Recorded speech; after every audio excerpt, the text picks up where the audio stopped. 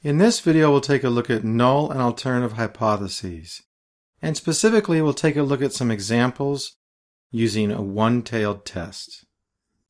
So let's say we're looking at a problem here where we're trying to evaluate whether a new tutoring method results in higher scores on a math exam. And assume here that the average math score using the existing method is mu, or a mean, of 80. Now, if we're doing a one-tailed test here, notice that I've underlined higher. So we're looking for scores that are higher than or greater than 80. And as I had said in a previous video, when we're doing one-tailed tests, I really think it's a lot easier to start with the alternative hypothesis. So let's take a look at that. And for the alternative, we want to see higher than 80.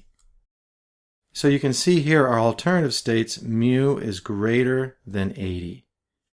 And recall that the null is everything but that. So the null is, notice we have the same mu, the same value of 80, but instead of greater than, it's less than or equal to 80. Let's go ahead and take a look at another example. Does a new customer service approach result in greater satisfaction among clients? And notice the one-tailed or directional statement here, greater satisfaction. So what we'll do here in this example is we have a new customer service approach, and we'll just consider the existing approach as the old approach for this example. So is new greater than the old? So the alternative shows that the mean for the new is greater than the mean for the old. And the mean here is satisfaction, customer satisfaction. Now the null hypothesis, once again, is everything but the alternative. So notice we have the same symbols here once again, the mu new, mu old, but instead of greater than, now we have less than or equal to once again. Okay, as another example, are conversion rates higher with a new landing page? So here we'll do new page versus old page again. So the alternative, and this is a proportion here, so the proportion of conversions like 0.06 or what have you. The proportions under the alternative for new is greater than old, and that's because we see our conversion rates higher with the new landing page. So alternative, new is greater than old, and then the null would be everything but that, so new is less than or equal to old.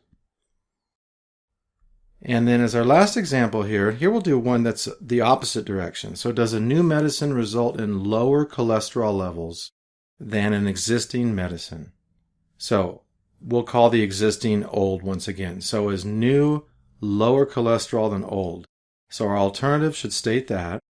Here we have mu, that's the mean cholesterol level for new, is less than the mean cholesterol level for old. So new is less than old. And the alternative is everything but that for one-tailed test, so the new is greater than or equal to old. For one-tailed tests, notice how the alternative hypotheses are always either statements of greater than or less than. So reviewing the four we looked at, we had mu is greater than 80, the new is greater than the old, the new once again is greater than the old, but this time looking at proportions. And then finally, our last example, we had the new was less than the old. Now the key here is every alternative, our H1s, are always either greater than or less than.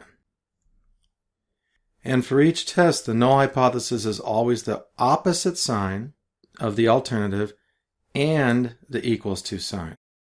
So in our first example, where we had the alternative, the mean was greater than 80, the null is everything else, everything but that. So if the mean is greater than 80 for the alternative, the null is the mean is less than or equal to 80. And then for our second example, if the alternative was the mu of new is greater than old, then the null is everything else, so less than or equal to. And then we see that again with our third example, greater than for the alternative, less than or equal to for the old.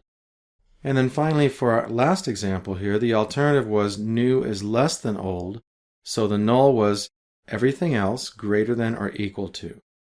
And notice here again that everything is duplicated. So we have new, old, same thing here. It's always duplicated. All the changes between the null and the alternative is the sign. So if this is greater than, we already know that the null is everything else, less than or equal to. If this is less than, we already know that the null is everything else, greater than or equal to. Okay, that's it for examples with one-tailed tests in hypothesis testing. Thanks for watching.